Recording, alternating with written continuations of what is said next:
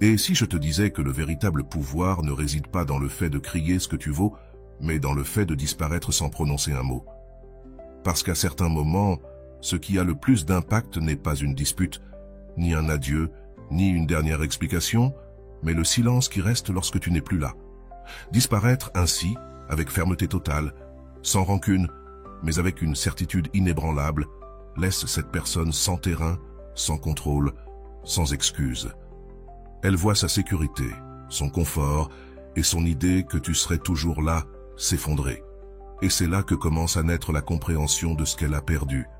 Ce n'est pas un acte de vengeance, mais un acte de dignité, de respect de soi, d'amour propre, si fort qu'il n'est plus nécessaire de prouver quoi que ce soit à personne. Prépare-toi à découvrir comment le silence peut être ton arme la plus puissante et comment disparaître avec élégance peut être la décision qui changera tout. Avant de commencer, je veux que tu prennes un moment pour écrire dans les commentaires. Mon changement commence maintenant avec le stoïcisme. Fais-le comme un engagement envers toi-même, un premier pas vers la meilleure version de toi. Avançons ensemble sur ce chemin. Numéro 1. Reconstruction émotionnelle. On t'a laissé sans explication, sans adieu, sans réponse, ou peut-être pire encore. Ils sont restés mais t'ont fait te sentir invisible, comme si ta présence n'avait aucune importance, comme si tes émotions ne comptaient pas. Et après avoir donné tant de toi, il ne restait que l'écho de tes propres pensées, te demandant encore et encore « qu'ai-je fait de mal ?» Ce vide peut te faire croire que tu ne vaux pas assez, qu'il y a quelque chose de brisé en toi, mais la vérité, c'est que tu n'es pas brisé, tu es blessé. Et une blessure ne définit pas ta valeur, elle indique simplement que tu as besoin de te reconstruire de l'intérieur. La bonne nouvelle, c'est que le cerveau humain a une capacité merveilleuse. Il peut se régénérer, non seulement physiquement, mais aussi émotionnellement. Les études en neurosciences montrent que lorsque tu t'adonnes à l'introspection, lorsque tu te traites avec compassion et que tu te parles comme tu parlerais à quelqu'un que tu aimes, des circuits neuronaux s'activent, renforçant ton estime de toi et réduisant l'impact du traumatisme émotionnel. Tu n'as pas besoin d'oublier ce qui s'est passé, tu dois juste le réinterpréter. Car lorsque tu changes la manière dont tu te parles de ce qui est arrivé, tu changes aussi la manière dont cela t'affecte. Se reconstruire émotionnellement n'est pas un événement, c'est un processus, un chemin qu'on parcourt pas à pas, avec patience. Et ce chemin commence le jour où tu décides que tu mérites de guérir, que tu mérites de te sentir bien avec toi-même, que tu mérites de ne plus porter de culpabilité qui ne t'appartient pas. Ce jour, c'est aujourd'hui, et tu n'as pas besoin de grands rituels, juste d'un engagement envers toi-même, un engagement quotidien à prendre soin de toi, à te regarder dans le miroir et à ne pas chercher des erreurs, mais à reconnaître que tu es toujours là, que malgré la douleur, tu tiens bon, que chaque larme a été une leçon et chaque chute un élan. Fais un exercice simple mais puissant. Chaque matin, avant de commencer la journée, regarde-toi dans le miroir et répète à voix haute « Je mérite de l'amour » en commençant par le mien. Je n'ai pas besoin de la validation de ceux qui ne m'ont pas valu. Je suis suffisant tel que je suis. Cela peut paraître insignifiant, mais ces mots créent un effet réel dans ton esprit. Ils reprogramment les croyances marquées par l'abandon. Et si tu les répètes avec constance, tu remarqueras quelque chose d'impressionnant. Tu commenceras à te sentir plus fort, non pas parce que tout est guéri, mais parce que tu prends le contrôle de ta guérison. La reconstruction émotionnelle demande aussi de l'espace. De l'espace pour pleurer sans te juger, pour ressentir sans avoir à le justifier, pour fermer des cycles sans rouvrir des blessures. Souvent, le problème ne réside pas dans ce que nous ressentons, mais dans ce que nous nous disons à propos de ce que nous ressentons. On se traite de faible quand on manque quelqu'un, de ridicule quand on se laisse aller à des espoirs, de stupide quand on fait confiance. Mais non, tu n'étais pas faible en aimant, tu n'étais pas naïf en t'ouvrant, tu étais humain, et ressentir profondément ne te rend pas fragile, cela te rend courageux, car celui qui ose aimer prend aussi le risque de perdre. Et pourtant, tu l'as fait, et maintenant, il te reste à faire l'essentiel, te reconstruire, non pour prouver quelque chose à qui que ce soit, mais pour revenir à toi. Pour que, lorsque quelqu'un viendra, tu ne cherches pas à ce qu'il te complète, mais qu'il t'accompagne, pour que l'amour ne soit pas une nécessité, mais un choix conscient. Et cette force naît des petites habitudes. Lire quelque chose qui t'inspire, écouter de la musique qui te soulève, t'entourer de personnes qui te font te sentir vu, t'éloigner de ce qui te coûte et t'approcher de ce qui t'enrichit. Ton environnement fait partie intégrante de ta guérison. Entoure-toi de tout ce qui te rappelle qui tu es, pas de ce qui t'a fait douter de toi. Avec le temps, tu découvriras quelque chose de magique. Ce qui te faisait mal ne te fait plus souffrir de la même manière. Ce qui était autrefois une plaie ouverte, aujourd'hui est une cicatrice qui ne saigne plus, que tu peux te souvenir sans pleurer, en parler sans trembler, regarder en arrière sans rester prisonnier, car se reconstruire émotionnellement ne gomme pas le passé, mais il te libère de son poids. Cela fait de toi une personne plus sage, plus consciente, plus forte, et cette nouvelle version de toi n'a pas besoin de mendier de l'amour, car elle a appris à s'offrir à elle-même ce qu'elle cherchait à l'extérieur. Numéro 2. Le pouvoir du silence. Il y a des moments où le plus grand acte d'amour propre n'est pas de parler, ni d'expliquer, ni de tenter de faire comprendre à l'autre ce que tu as fait, ce que tu as ressenti ou ce que tu attendais. C'est le silence. C'est se retirer avec dignité. C'est permettre au silence de dire tout ce que les mots ne peuvent plus dire, parce qu'il y a un moment où parler trop épuisé, chercher, justifier, te vide. Et là, juste là, le silence devient ton bouclier le plus puissant, non pas pour blesser, mais pour protéger, non pas pour manipuler, mais pour te libérer de ce besoin constant d'être entendu par ceux qui n'ont aucune intention de te comprendre. Avant de continuer, si tu es nouveau sur ma chaîne, profite pour t'abonner et activer la cloche pour continuer à recevoir mon contenu et t'aider à vivre une vie beaucoup plus épanouie. Lorsque tu cesses de parler à ceux qui ne t'écoutent pas, quelque chose change en toi. Il ne s'agit plus de gagner une discussion, ni de faire comprendre à l'autre ce qu'il a perdu. Il s'agit de revenir à toi, de reprendre ton énergie, de protéger ta paix. La psychologie positive a prouvé que ceux qui prennent du recul émotionnel face à ce qui les blesse surmontent le stress et l'anxiété bien plus rapidement, car le silence crée un espace, et dans cet espace fleurissent la clarté, la force et la liberté. Le silence est inconfortable, oui, mais il est aussi révélateur. Celui qui ne te valorise pas s'agace quand tu choisis de te taire, car il ne peut plus te contrôler avec son indifférence, ni se nourrir de tes tentatives désespérées de maintenir en vie une connexion que toi seul soutenais. Le silence brise le cycle, et dans cette rupture, tu récupères le pouvoir que tu avais donné en échange de miettes d'attention. Le pouvoir du silence ne réside pas dans ce que l'autre entend, mais dans ce que tu arrêtes de donner. Fais l'expérience. Au lieu de répondre, observe. Au lieu de chercher une explication, respire. Au lieu d'insister, retire-toi. Pratique le silence dans ces conversations qui se terminent toujours de la même manière, dans ces discussions qui ne cherchent qu'à te provoquer, dans ces espaces où tu ne fais que te défendre pour être celui que tu es. Permets-toi de ne rien dire, non parce que tu n'as rien à dire, mais parce que tu n'as plus besoin de convaincre qui que ce soit de ta valeur, car ta paix vaut plus que n'importe quel argument. Avec le temps, tu remarqueras quelque chose de puissant.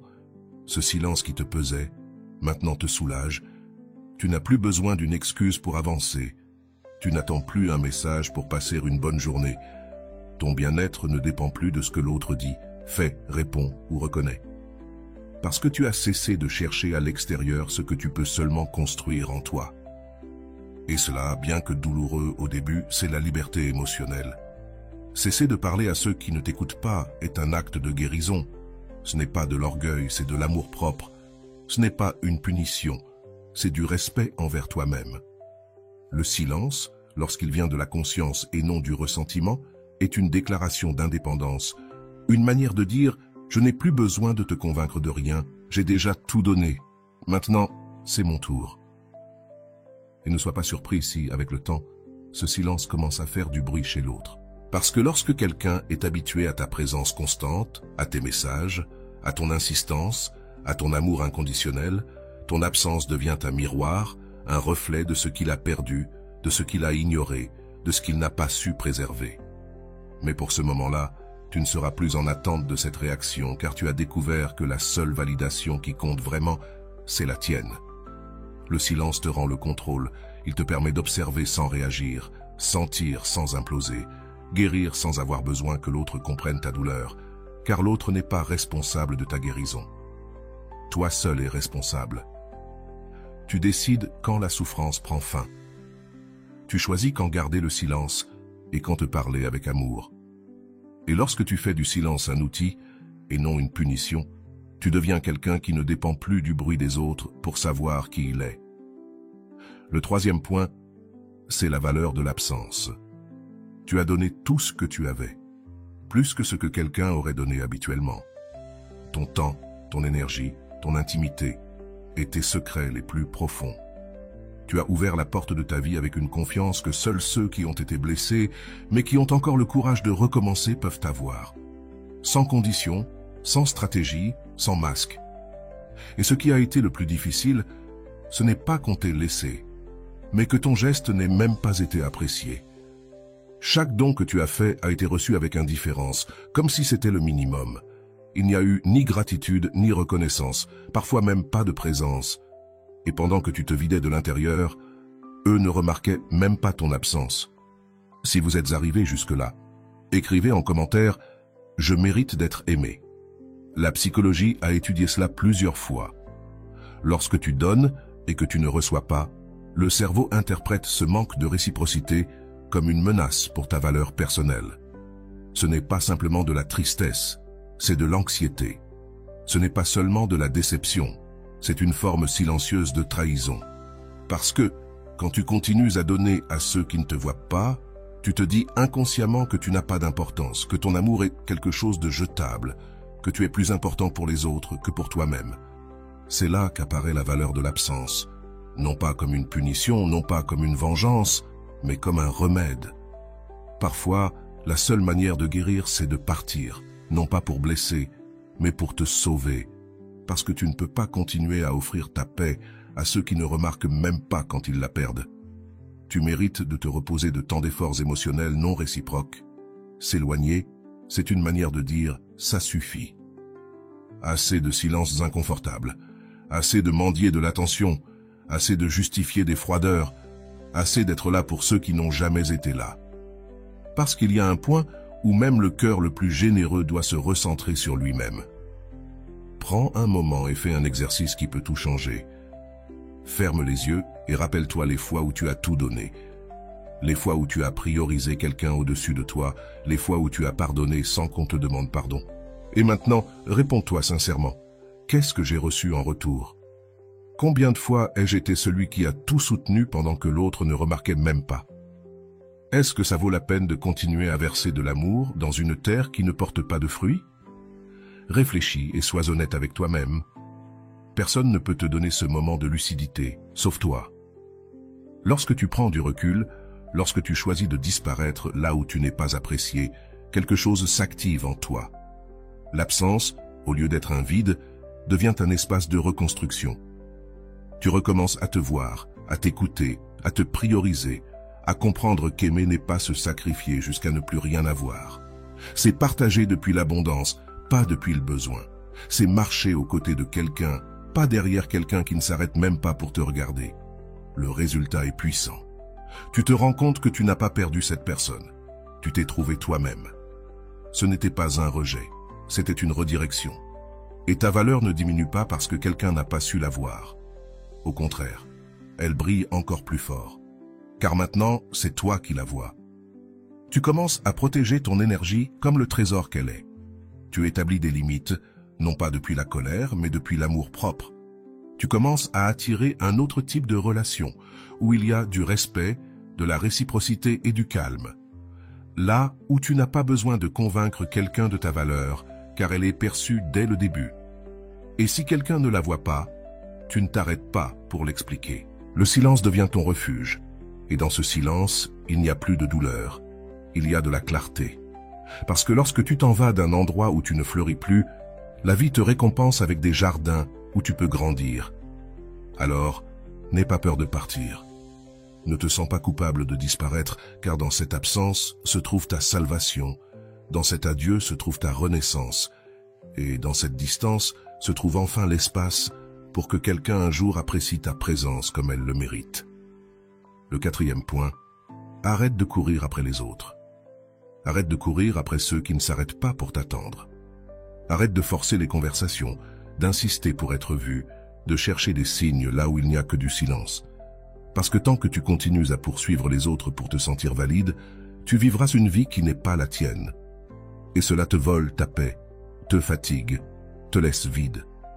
Peu importe à quel point tu désires te connecter, si tu dois sacrifier ta dignité pour cela, alors ce n'est pas une connexion, c'est une dépendance, et il n'y a rien de plus épuisant que de remettre ta valeur entre les mains de quelqu'un qui ne sait pas quoi en faire. Quand tu arrêtes de courir après les autres, quelque chose commence à changer en toi. Au début, ça fait mal, car l'ego s'est habitué à l'attention des autres comme si c'était de l'oxygène. Mais peu à peu, cette absence de validation extérieure se transforme en présence intérieure.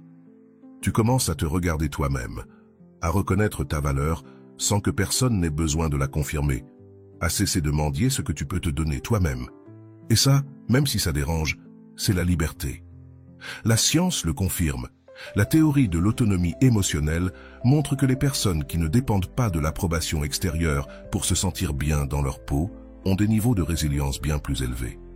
Elles sont émotionnellement plus stables, moins réactives, plus centrées, parce que leur estime de soi ne monte ni ne descend en fonction de qui les appelle, qui les regarde ou qui les accepte. Elles ont compris qu'il ne s'agit pas d'être choisi par les autres, mais de se choisir soi-même tous les jours. Fais un exercice très simple mais profondément révélateur. La prochaine fois que tu te retrouves à attendre un message, un compliment, une validation, arrête-toi.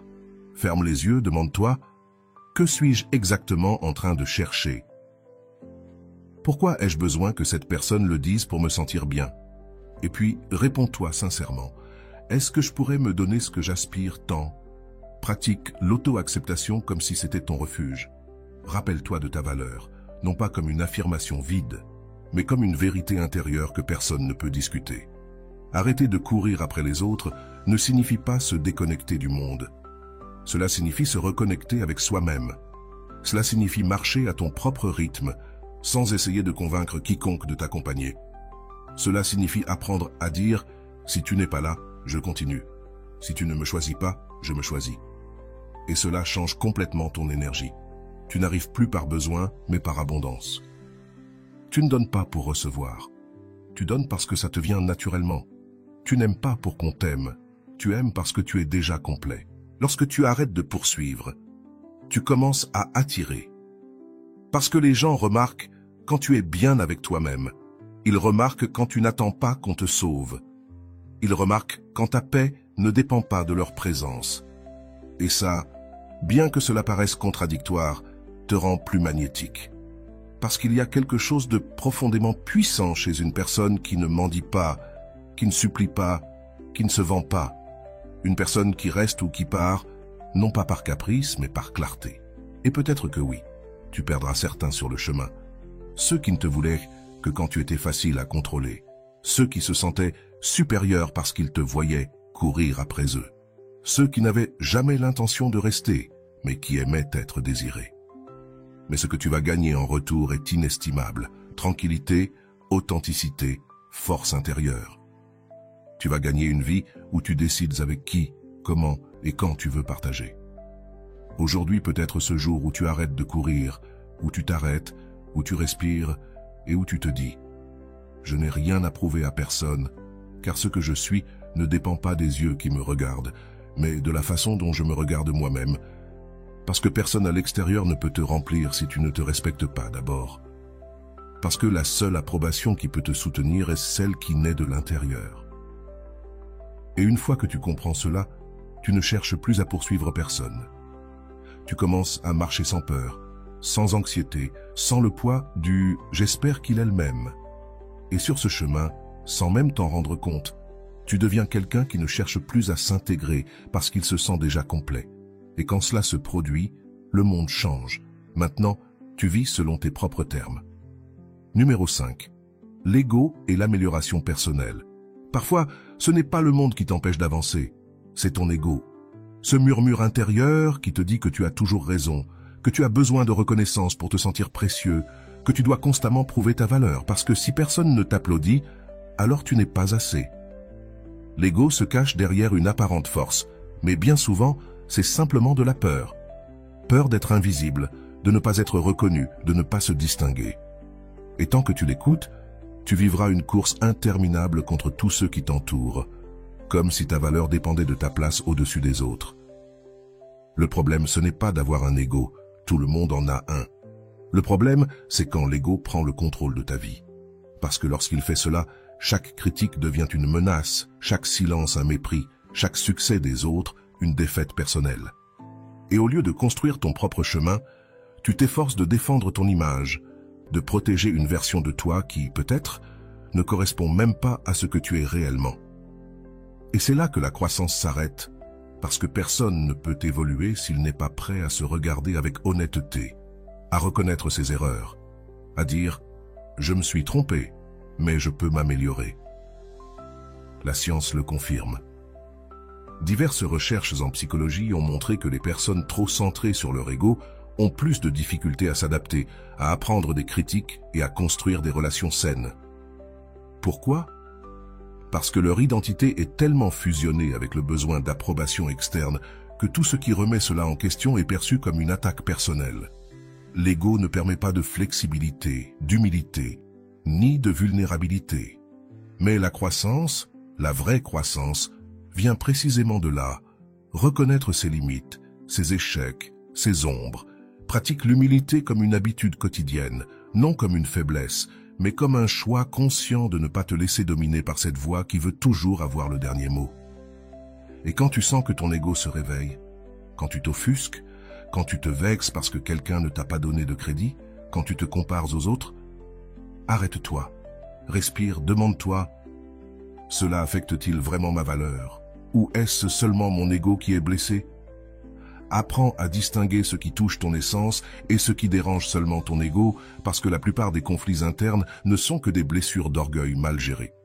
La compassion envers soi est aussi clé, parce que souvent, l'ego ne naît pas d'un excès d'amour propre, mais d'un manque profond de celui-ci, d'une insécurité qui doit être couverte par des réalisations, des titres, des éloges. Mais tu n'as rien à prouver pour être digne. Tu n'as pas besoin d'avoir toujours raison pour être précieux. Tu n'as pas besoin d'être admiré pour mériter du respect. Plus tu t'aimes toi-même, moins tu cherches l'approbation des autres. Et c'est l'un des grands signes de maturité émotionnelle. Arrêter d'avoir besoin d'une validation constante pour être en paix avec soi-même. Quand tu commences à faire taire ton ego, ta vision change. Tu vois plus clairement, tu écoutes avec plus d'ouverture, tu te libères du poids de l'apparence et tout à coup, le monde n'est plus une compétition, mais une opportunité. Une opportunité d'apprendre de tous, même de ceux qui te critiquent, de grandir avec chaque erreur au lieu de la cacher, de t'ouvrir sans peur que l'on voie tes imperfections, car tu n'as plus besoin de paraître parfait, tu as juste besoin d'être réel. Et ce qui est réel, ce qui est authentique, ce qui ne repose pas sur des apparences, c'est ce qui transforme véritablement ta vie. Avec le temps, cette pratique de l'humilité se transforme en force. Tu ne réagis plus avec colère quand on te corrige. Tu ne te compares plus pour attirer l'attention. Tu n'as plus besoin de prouver quoi que ce soit. Tu as compris que le vrai pouvoir ne réside pas dans l'imposition, mais dans la maîtrise de soi. Il ne réside pas dans la victoire sur les autres, mais dans la victoire sur soi. Et ce genre de victoire est le plus important, car il ne dépend pas des applaudissements, il ne disparaît pas avec les erreurs, et il ne se détruit pas quand le monde ne te voit pas. Numéro 6. L'importance de l'indifférence. Parfois, ce qui te libère le plus, ce n'est pas le pardon, ni l'oubli, ni même une explication.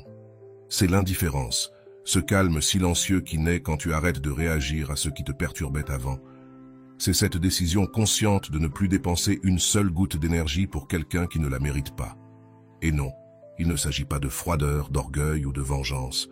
Il s'agit de santé mentale, de respect de soi, d'apprendre à établir une distance émotionnelle sans bruit ni confrontation.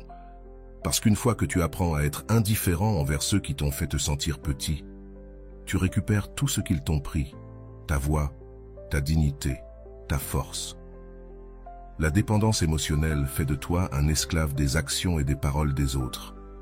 Elle te fait attendre des messages qui n'arrivent pas, pardonner des comportements répétitifs, justifier des absences qui te blessent. Mais quand tu choisis l'indifférence, tu dis à la vie « J'ai compris la leçon. Je n'ai plus besoin de prouver quoi que ce soit. Je n'ai plus à mendier de l'amour là où je n'ai reçu que des miettes. » Et cela te donne du pouvoir, un pouvoir silencieux mais imparable. car le véritable contrôle émotionnel ne se montre pas en criant, mais en restant en paix, tandis que tout le reste perd son sens. La science le confirme.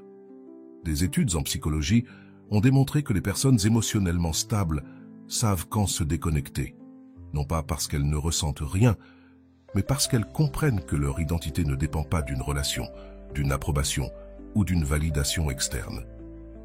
L'indifférence, lorsqu'elle est authentique, ne cache pas, elle clarifie, elle ne durcit pas, elle protège. Elle te permet de poser des limites sans drame, de rester toi-même sans demander la permission, car tu n'as pas besoin d'être compris par ceux qui ont choisi de ne pas te voir. Tu as seulement besoin d'être fidèle à toi-même. Et c'est là que commence le changement. Quand tu cesses de répondre à ceux qui ne t'ajoutent rien, quand tu deviens quelqu'un qui ne réagit pas sur un coup de tête, mais qui agit depuis la conscience. Fais l'exercice. Pense à toutes ces situations où tu t'es senti inférieur, confus, rejeté. Souviens-toi de ces moments où ta valeur semblait dépendre d'un autre. Maintenant, regarde-les de loin, depuis la version de toi qui n'accepte plus le minimum, depuis la personne prête à se protéger, même si cela implique de s'éloigner. Commence à rejeter ce qui te fait douter de toi, non pas avec colère, mais avec fermeté. Non pas avec des cris, mais avec des silences. Ne demande pas d'explication à ceux qui ont déjà laissé entendre qu'ils ne t'en donneraient aucune. N'insiste pas là où il n'y a plus de réciprocité. Ne te rabaisse pas pour t'adapter dans des endroits où il n'y a pas d'espace pour ta valeur. Chaque fois que tu choisis de ne pas réagir, tu construis un nouveau toi, plus fort, plus serein, plus libre. L'indifférence n'est pas la déconnexion émotionnelle, c'est la connexion avec toi-même. C'est te prioriser, c'est comprendre que ta paix n'est pas négociable, que tu ne peux pas continuer à offrir ta stabilité à des personnes instables, que ton temps est précieux et que ceux qui ne le valorisent pas ne méritent pas de faire partie de ta vie. Apprendre à être indifférent, c'est offrir le droit de guérir. C'est accepter que tout ne doit pas faire mal, que tout ne doit pas être compris, que tout ne doit pas être résolu. Certaines choses doivent simplement être lâchées, et quelque chose de magique se produit quand tu le fais. Quand tu n'as plus de réaction, les gens commencent à montrer leur vrai visage. Certains disparaîtront parce qu'ils ne peuvent plus te manipuler. D'autres essaieront de revenir parce qu'ils regrettent le contrôle qu'ils avaient sur toi, mais tu n'es plus le même. Car tu sais maintenant que ton silence dérange plus que n'importe quel mot, que ton absence pèse plus que ta présence forcée, et qu'il n'y a pas de plus grande déclaration de pouvoir que de regarder calmement ce qui te brisait avant. C'est ton moment de récupérer ce que tu as donné, de revenir à toi avec tout ce que tu as appris, de marcher la tête haute, non pas parce que le monde te l'a reconnu, mais parce que tu as décidé de le faire. L'indifférence n'est pas un mur, c'est une porte. Une porte qui te mène directement vers une vie où tu n'es l'esclave de personne, où tu n'as rien à prouver, où la paix n'est pas une destination, mais ton point de départ. Et crois-moi, personne ne pourra t'arrêter. Numéro 7, le jeu de pouvoir émotionnel. Après que tu t'éloignes, après avoir décidé de ne plus répondre, de ne plus chercher, de ne plus quémander, quelque chose d'étrange se produit. Cette personne qui semblait indifférente commence à apparaître. Ce n'est pas parce qu'il a changé, ni parce qu'il te valorise maintenant, mais parce qu'il a perdu quelque chose de plus important pour lui que ton affection le contrôle. C'est là que commence le véritable jeu, le jeu de pouvoir émotionnel, un jeu dans lequel beaucoup tombent sans s'en rendre compte parce qu'ils se déguisent en intérêt, en regret, en besoin. Mais en réalité, ce qu'ils cherchent, c'est de te remettre dans une position de faiblesse, dans cette même position où eux étaient au centre et toi à la périphérie. La psychologie sociale le montre clairement. Lorsque quelqu'un n'a pas fait le travail intérieur pour grandir, mais sans qu'il perd son influence sur toi, il a tendance à recourir à des stratégies de manipulation émotionnelle. Il joue avec ta nostalgie, tes blessures ouvertes, ton besoin de fermer des cycles. Ils peuvent revenir avec des mots doux, des souvenirs idéalisés, des fausses promesses de changement. Mais si tu prêtes attention, tu verras que le schéma est toujours le même. Ils veulent récupérer la sensation de pouvoir sur toi, pas réparer ce qu'ils ont brisé. Et c'est là que tu dois être plus fort que jamais, car le danger ne réside pas dans leur retour, mais dans le fait que toi, par habitude, par affection mal comprise ou par peur de la solitude, tu baisses ta garde. Tu n'as pas besoin d'une autre opportunité pour vérifier ce que tu as déjà vu. Tu n'as pas besoin d'une autre conversation pour confirmer ce que tu sais. Ce dont tu as besoin, c'est de rester ferme dans ta décision. Parce que lorsque quelqu'un essaie de te manipuler, ce à quoi il ne s'attend pas, c'est que tu répondes calmement, avec silence, avec indifférence. C'est là ta plus grande arme, ne pas réagir. Fais cet exercice. La prochaine fois que quelqu'un qui t'a blessé essaie de revenir avec des excuses, de la nostalgie ou de la culpabilité, ne rentre pas dans ce jeu. Observe, respire, n'explique rien, ne te justifie pas, ne cours pas donner une seconde chance, juste parce que tu sais ce que c'est que la douleur. Cette personne compte sur ta faiblesse émotionnelle, ton désir de réconciliation, ton cœur tendre. Mais toi, tu n'es plus le même. Tu sais maintenant que tout le monde qui revient ne le fait pas parce qu'il t'aime. Certains reviennent parce qu'ils ne supportent pas ton absence, pas parce qu'ils valorisent ta présence. Lorsque tu apprends à répondre avec indifférence, tu n'es pas froid, tu es sage. Tu protèges ce que tu as mis du temps à construire, ta paix mentale, ta dignité, ton processus de guérison. Sans le dire, tu dis que ton bien-être n'est pas disponible pour celui qui n'a pas su en prendre soin. Et cette réponse, aussi simple qu'elle soit, déjoue toute tentative de manipulation. Car les manipulateurs ont besoin de ta réaction, de ta colère, de ta confusion, de ton besoin de parler. Mais si tu choisis de ne pas bouger, ils perdent la partie. Et voici le plus précieux. Plus tu pratiques ce détachement émotionnel, plus tu contrôles ta propre stabilité. Un message inattendu ne te déstabilise plus. Une rencontre imprévue ne te fait plus sortir de ton centre. Tu n'as plus besoin de savoir si ce qu'on t'a dit est vrai ou faux, car ton bien-être ne dépend plus de cela. Il dépend de toi, de ce que tu choisis d'accepter, de ce que tu choisis de permettre, de ce que tu choisis de fermer. Avec le temps, ceux qui ont essayé de jouer avec toi s'éloignent, non pas parce que tu les as expulsés dans la colère, mais parce que ton indifférence leur montre qu'ils n'ont plus aucun pouvoir sur toi. Et ce moment est magique. Tu n'as pas besoin de vengeance, tu n'as pas besoin de prouver quoi que ce soit. Ta plus grande victoire, c'est de vivre en paix, sans porter le poids de ce qui ne t'appartient pas, sans rouvrir des portes que tu avais fermées avec des larmes, mais qui maintenant te soutiennent avec fermeté. Ce jeu de pouvoir émotionnel n'existe que si tu choisis d'y participer.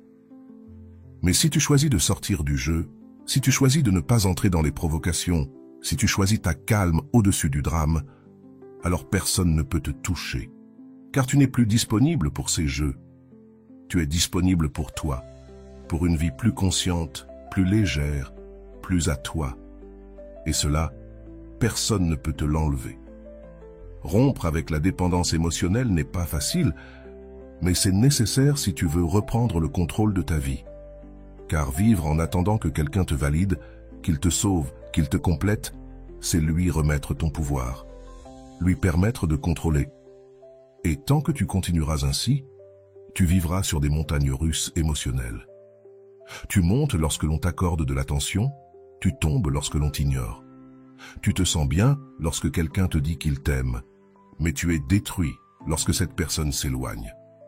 Ce n'est pas ainsi qu'on peut vivre, car l'amour que tu cherches à l'extérieur n'a de sens que si tu l'as d'abord cultivé à l'intérieur de toi. La dépendance émotionnelle ne se remarque pas toujours au début. Parfois, elle se cache derrière un amour profond, une totale implication, une fidélité inconditionnelle. Mais si tu creuses un peu, tu te rends compte qu'au lieu d'aimer l'autre, tu supplies qu'il ne t'abandonne pas, que tu n'es pas en train de construire une relation saine, mais que tu essaies de combler des vides qui viennent de bien plus loin, et cela fait mal, car personne ne t'a appris à être ta propre source. Personne ne t'a dit que tout ce que tu cherches vit déjà en toi. La psychologie cognitive est claire. Les personnes qui réussissent à briser les schémas de dépendance émotionnelle développent une résilience supérieure.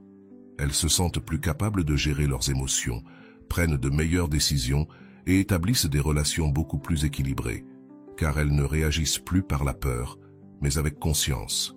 Elles ne s'accrochent plus, elles choisissent. Elles n'ont plus peur d'être seules, elles l'apprécient. Et lorsque tu atteins ce point, ta vie change complètement. Commence par identifier ces relations où tu te sens plus faible que toi-même, où tu as besoin d'une réponse pour te sentir tranquille, où l'anxiété t'envahit lorsque l'autre s'éloigne, se tait ou ne répond pas comme tu l'attendais. Observe tes réactions sans te juger.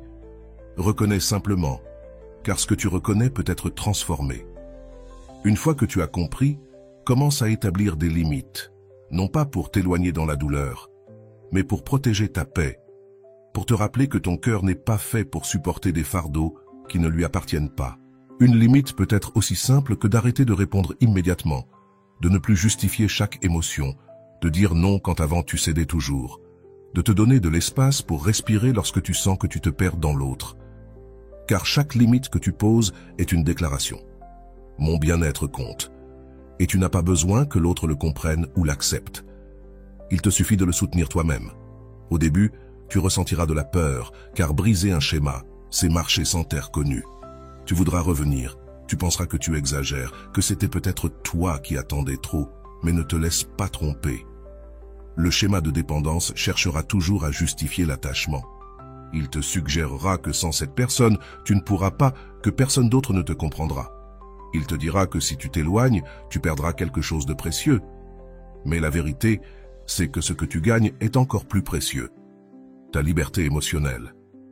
Et quand tu commences à vivre sans cette ancre, tu te sens plus léger. Tu n'es plus à la recherche de celui ou celle qui t'aimera pour te sentir valable. Tu n'es plus en alerte constante au cas où quelqu'un s'éloignerait.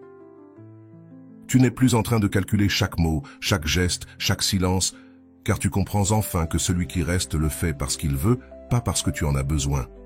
Et tu mérites des relations qui naissent du choix, non de la peur d'être seul. Rompre avec la dépendance émotionnelle est un processus. Cela ne se fait pas en un jour, mais chaque pas que tu fais vers toi-même est un pas qui t'éloigne du vide. Tu réalises que la paix que tu cherchais chez les autres t'attendait dans ton propre silence. Que la sécurité que tu attendais de quelqu'un d'autre commence à croître lorsque tu prends soin de toi. Que la stabilité que tu désirais ne réside pas dans le contrôle de l'extérieur, mais dans le fait de te soutenir de l'intérieur. Tu te laisses drainer peu à peu par ses plaintes constantes, sa négativité, son manque de réciprocité, ce chantage émotionnel subtil qui te fait te sentir coupable d'imposer des limites. Et tant que tu restes là, à leur donner ton temps, ton attention, ta patience, tu resteras épuisé, confus, éteint, car tu utilises ton énergie pour maintenir des liens qui n'existent que lorsque tu les pousses. Les neurosciences ont prouvé que les relations émotionnellement drainantes n'affectent pas seulement ton humeur. Elles affectent aussi ta santé physique, augmentent le cortisol, diminuent ta capacité de concentration, perturbent ton sommeil, provoquent de la fatigue chronique. Ce n'est donc pas seulement une question de personnes difficiles, il s'agit de vivre dans un environnement qui épuise ta vitalité, de ton corps qui te crie ce que tu n'oses pas accepter. Tu ne peux pas continuer à gaspiller ton énergie là où il n'y a pas de retour. Fais un inventaire honnête. Regarde ton environnement, évalue tes relations. Demande-toi, avec qui est-ce que je me sens bien après avoir passé du temps? Et avec qui me sens-je épuisé, un peu confus? Qui me pousse vers l'avant? Qui me freine? Qui m'écoute sans juger? Qui n'apparaît que lorsqu'il a besoin de quelque chose? Les réponses sont là. Et il n'est pas nécessaire de tout rompre d'un coup. Mais il est temps de commencer à prendre des décisions. Réduire le temps passé avec certaines personnes n'est pas de la cruauté, c'est du soin personnel. Cesser de forcer des conversations n'est pas de la froideur, c'est de la dignité. S'éloigner du drame n'est pas du désintérêt, c'est de la maturité. Tu choisis où tu mets ton énergie, et cette décision définit ta vie. Car là où tu mets ton attention, tu grandis. Si tu la mets dans des relations toxiques, ton anxiété grandira. Si tu la mets dans des conflits sans fin, tu t'épuiseras. Mais si tu la mets en toi, dans tes projets, dans tes passions, dans ta guérison, ta paix grandira, ta clarté grandira, ta force grandira. Tu ne peux pas tout avoir en même temps. Tu ne peux pas prendre soin de tout le monde et t'oublier toi-même.